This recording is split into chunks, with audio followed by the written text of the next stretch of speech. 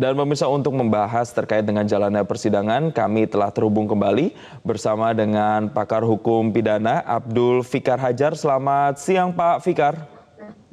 Selamat siang Mas Jason.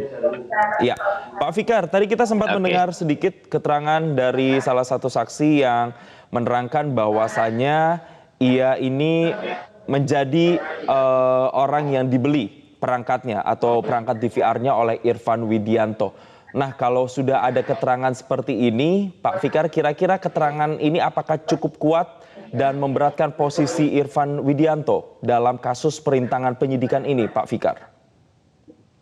Iya, saya kira saksi ini membuktikan ya bahwa ada penggantian CCTV sebenarnya gitu dengan yang baru ya, yang dibeli atau bahkan mungkin juga CCTV yang dirusak itu juga belinya dari orang ini juga gitu, sehingga dia bisa menjelaskan bagian-bagian yang memang dirusak dan bagian-bagian mana yang memang tidak bisa dirusak gitu, artinya tidak bisa diganti dan sebagainya. Nah, saya kira ini juga memperkuat dakwaan jaksa, terutama tentang obstruction of justice gitu ya, tentang ada membuat sebuah laporan yang palsu sebenarnya ya, artinya tidak dilaporkan sebagaimana mestinya yang terjadi, tetapi justru mengganti CCTV, kemudian merubah kejadian ya, seolah-olah terjadi tembak-menembak dan sebagainya. Nah, ini yang kemudian dirumuskan dalam dakwaan jaksa sebagai obstruction of justice gitu. Baik, Pak Gitu, Fikar. Mas. Ya. Ya, dari komposisi saksi yang dihadirkan ini bermacam-macam backgroundnya. Tadi Pak Fikar di breaking news sebelumnya juga menyatakan, saya sederhanakan, ada saksi yang langsung melihat kejadian, ada juga saksi yang tidak langsung melihat kejadian begitu. Nah, kalau dari 8 saksi ini ada pemilik usaha CCTV, buruh, kemudian satpam, dan juga 4 anggota kepolisian. Dari 8 ini kira-kira saksi yang mana yang paling bisa memberikan keterangan yang paling valid dalam persidangan siang hari ini? Ya, kalau lihat dari komposisi orangnya, maka ini orang-orang atau saksi-saksi yang tidak melihat langsung ya kejadian, yang tidak melihat tapi dia mungkin mendengar iya gitu, tetapi melihat dan merasakannya itu tidak gitu ya. Nah, karena itu saksi-saksi ini sebenarnya supporting saja sebenarnya ya, bukan membuktikan terjadinya penembakan gitu, tetapi membuktikan bahwa ada korban penembakan gitu, kemudian ada perusakan barang bukti gitu ya, perusakan CCTV, kemudian perusakan pembersihan lokasi kejadian dan sebagainya. Nah, ini mengarah pada pembuktian dakwaan obstruction of justice gitu. Baik, ya. ini mengarah kepada pembuktian perkara obstruction of justice. Baik, Pak Fikar, kita akan tahan dulu dan kita akan lanjutkan kembali perbincangan terkait dengan jalannya persidangan kali ini di Pengadilan Negeri Jakarta Selatan. Tetaplah pemirsa bersama kami di Breaking News Metro TV.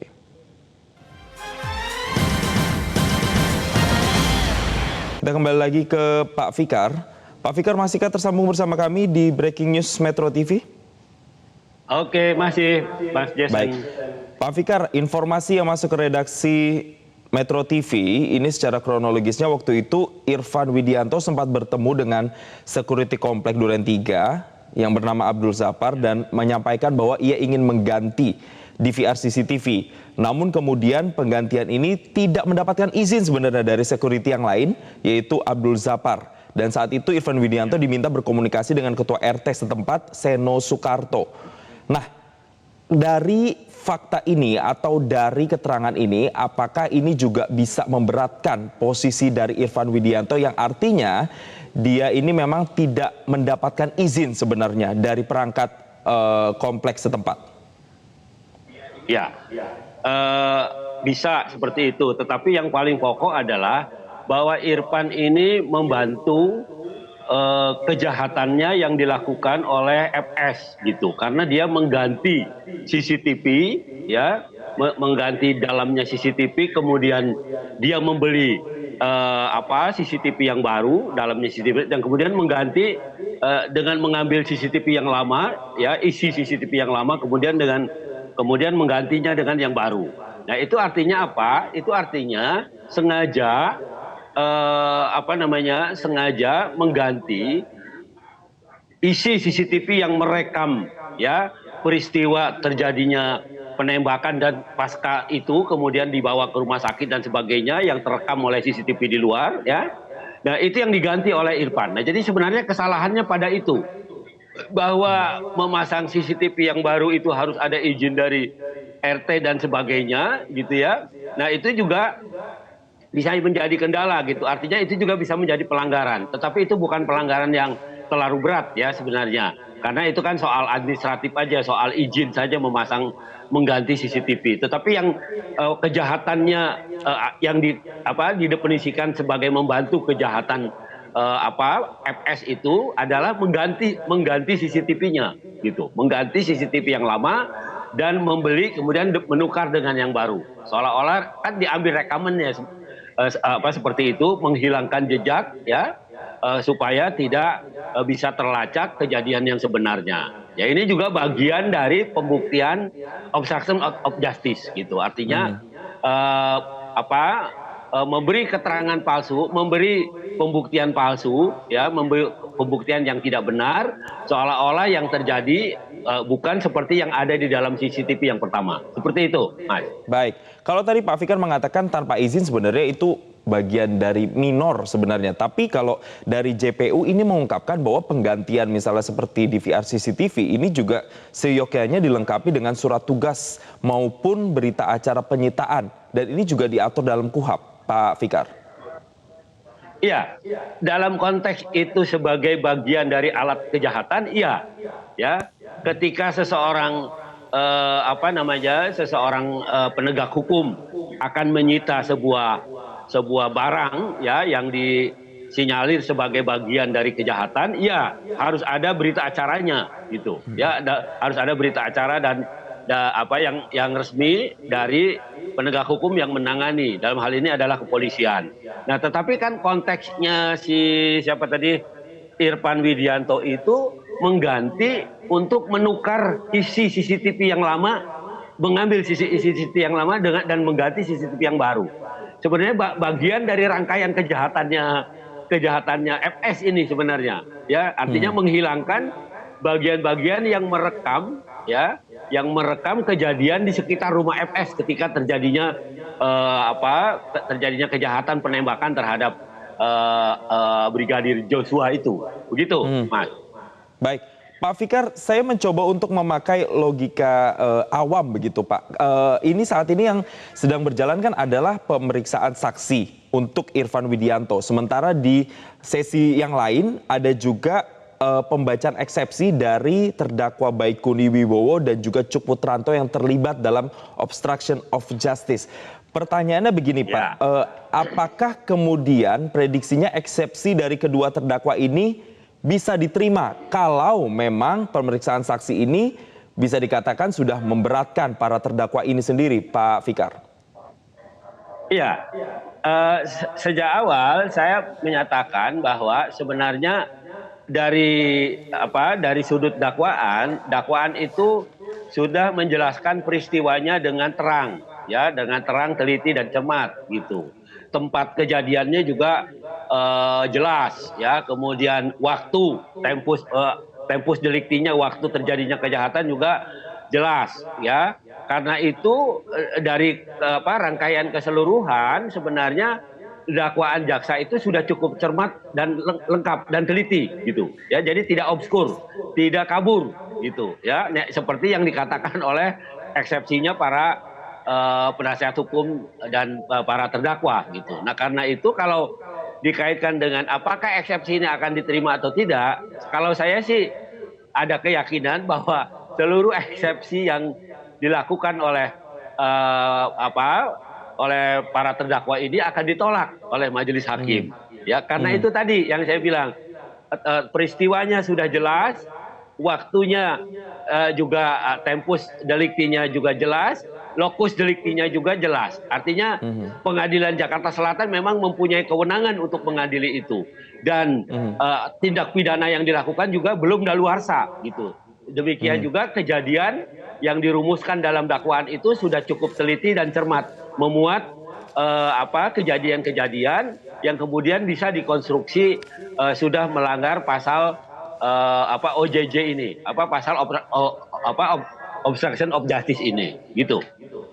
Baik, Pak Fikar, kita beralih lagi untuk ke persidangan yang sudah dilaksanakan tadi pagi. Ada 4 terdakwa, mulai dari Ferdy Sambo, Putri Chandrawati, Ricky Rizal, dan Kuat Maruf. Yang keempatnya ini eksepsinya tidak diterima oleh majelis hakim dan berikutnya akan melakukan pemeriksaan saksi 12 saksi. Nah, 12 saksinya ini secara mekanisme akan 12 saksi korban yang kemarin berarti, Pak Fikar? Iya, kalau lihat orang-orangnya ya, seperti yang saya katakan tadi, ya kan, bahwa sebenarnya kualifikasi saksi itu ada 3. Saksi membuktikan peristiwa sebelum terjadinya peristiwa kejahatan, saksi yang menyaksikan ya dan mengetahui peristiwa kejahatannya, yang ketiga adalah saksi yang mengetahui ada korban kejahatan dan ada pelaku kejahatan yang dilakukan, tapi dia tidak melihat kejadian kejahatannya sendiri gitu. Nah, nampaknya dari 12 yang diperiksa itu umpamanya seperti bekas kekasihnya Joshua gitu ya. Nah, itu kan membuktikan kondisi Joshua sebelum terjadinya penembakan gitu. Artinya membuktikan bahwa ada kondisi-kondisi yang mengancam atau bahkan membuat ketakutan Joshua sehingga Joshua sampai curhat atau mengemukakan pada kekasihnya gitu ya. Dan di lain pihak ada juga keluarga Joshua yang menjelaskan dari 12 itu yang menjelaskan bahwa keadaan-keadaan mayatnya, keadaan-keadaan tubuh Joshua setelah terjadi kematian, termasuk umpamanya banyaknya darah dan luka-luka di belakang kepala ya, yang oleh salah seorang terdakwa ketika mengantarkan jenazah itu tidak boleh dibuka gitu, tidak boleh dilihat dan sebagainya. Nah, itu yang kemudian akan dibuktikan nih oleh jaksa bahwa memang ada korban ini, dan korban itu adalah korban penembakan gitu. Korban yang meninggal bukan karena terjadinya tembak menembak, tapi justru penembakan karena ada luka dan ada bekas tembakan di belakang kepala umpamanya. Artinya memang ini korban bukan hasil dari satu interaksi yang tembak menembak, tapi justru dia menjadi korban penembakan. Saya kira itu yang akan dibuktikan. Iya, Pak Fikar, nantinya ini akan menjadi menarik karena untuk pertama kalinya ke-12 saksi dari pihak korban ini akan bertemu dengan 4 terdakwa pada pekan depan, yaitu pada Selasa dan juga Rabu. Tapi kalau kita lihat dinamika yang berjalan selama ini kan Pak, dari kedua belah pihak, baik terdakwa dan korban, ada perubahan-perubahan keterangan. Artinya saya dilihat di sini ada keterangan versus keterangan. Nah, kalau Pak Fikar ini memprediksinya akan seperti apa Pak dinamika yang terjadi ke depan? Apakah memang ini akan alot ke depannya? Saya kira begini, keterangan yang berubah itu biasanya disesuaikan dengan kepentingannya gitu. Apalagi umpamanya perubahan itu datang dari penjelasan para terdakwa. Nah, itu bisa prediksi bahwa itu bagian dari pembelaannya sebenarnya. Ya kan? Karena proses pembelaan itu kan sebenarnya tidak hanya pada waktu membacakan pledoi atau pembelaan. Proses pembelaan itu dimulai ketika dia diperiksa di penyidikan gitu. Dan bahkan ketika dia dikonfirmasi dengan keterangan-keterangan saksi gitu. Benar nggak benar atau tidak benar keterangan saksi ini. Nah, maka para terdakwa itu akan mengkonfirmasi mana bagian yang benar, mana bagian yang tidak benar. Dan itu menurut saya juga bagian dari pembelaan diri gitu. Nah, karena itu tidak mustahil dari para terdakwa itu akan terjadi perbedaan-perbedaan gitu ya. Karena memang dari sudut kepentingannya masing-masing, para terdakwa ini akan mempertahankan atau membela dirinya. Saya kira begitu. Baik.